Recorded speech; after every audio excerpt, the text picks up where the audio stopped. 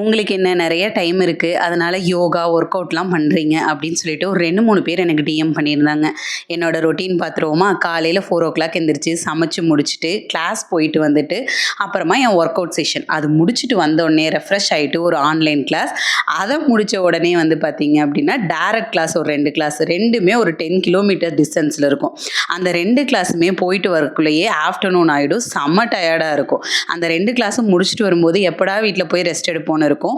காலையில 4:00 எந்திரிக்கிறனால வீட்டுக்கு வந்த உடனேவே கொஞ்சம் நல்லா சாப்பிட்டுட்டு, ரெஃப்ரெஷ் ஆயிட்டு, நல்லா தூங்கி எந்திரிச்சுட்டு, மறுபடியும் யுஎஸ் கிளாஸஸ் இருக்கும் ஆஃப்டர்நூனுக்கு மேல. அந்த கிளாஸஸ் எல்லாம் முடிச்சுட்டு, காலையில வாரத்துக்கு ஒரு டைம் தேவையான வெஜிடபிள்ஸ் எல்லாம் வாங்கிட்டு வருவேன். அதையெல்லாம் சுத்தம் பண்ணி ஃப்ரிட்ஜில வைக்க வேண்டியது எல்லாத்தையும் தனித்தனியா எடுத்து வச்சு முடிச்சதுக்கப்புறமா, சாப்பிட்ட பாத்திரத்தை எல்லாம் கழுவணும். அதுக்கப்புறமா என்னோட ஈவினிங் யோகா ஒர்க் அவுட் நான் பண்ணுவேன்.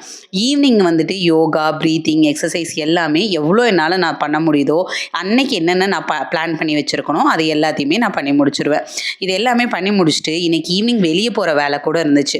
அந்த வெளியே போயிட்டு வந்ததுக்கு அப்புறமா டின்னர் செஞ்சு முடிச்சுட்டு நான் ஒரு விஷயம் என்ன பிளான் பண்ணுவேன்னா, நாளைக்கு என்னென்ன பண்ணணுங்கிறத இன்னைக்கே பிளான் பண்ணி வச்சிருவேன். ஸோ அது எனக்கு ரொம்ப ஈஸியாக இருக்கும். எக்ஸாம்பிளுக்கு வெஜிடபிள்ஸ் எல்லாம் கட் பண்ணி வைக்கிறது, நாளைக்கு என்ன சமைக்கிறேன் அதுக்கு என்னென்ன கட் பண்ணி வைக்கணுங்கிறது எல்லாமே கட் பண்ணி எடுத்து வச்சுட்டு கொஞ்ச நேரம் புக் படிச்சுட்டு குளிச்சுட்டு தூங்கியாச்சு.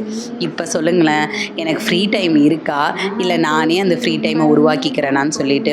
ஆக்சுவலாக நம்ம எப்பவுமே வந்துட்டு சாக்ரிஃபைஸ் பண்ணுறத வந்து நார்மலைஸ் பண்ணுறதை விட்டுட்டு ஜஸ்ட் நம்மளுக்கு தேவையான விஷயங்களை நம்ம பண்ணிக்கணும். இது எல்லா வேலையும் நான் ஒருத்தியாகவும் பண்ண மாட்டேன். எனக்கு கண்டிப்பாக என் ஹஸ்பண்ட் ஹெல்ப் பண்ணுவாங்க.